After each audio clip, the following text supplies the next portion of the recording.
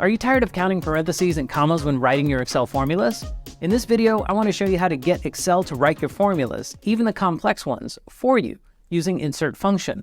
As you may already know, insert function is a powerful tool you can use to become familiar with practically every built-in function Excel has.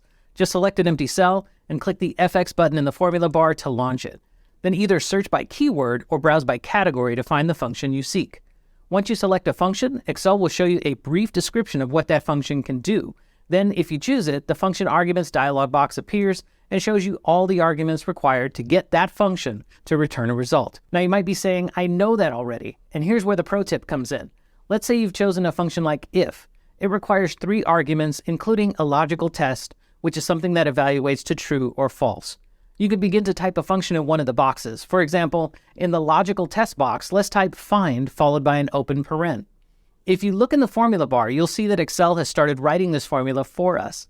Now, click inside the word find in the formula bar and notice what happens to the function arguments dialog box.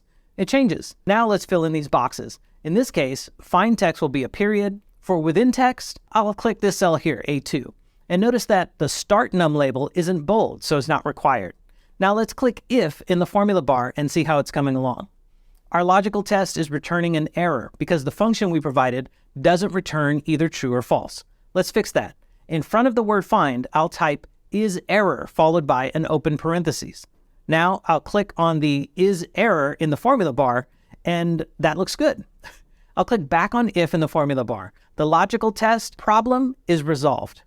As you can see, we can ride the function arguments dialog box across numerous functions by clicking each function name in the formula bar. In this way, we can build out complex nested functions without needing to count either parentheses or commas.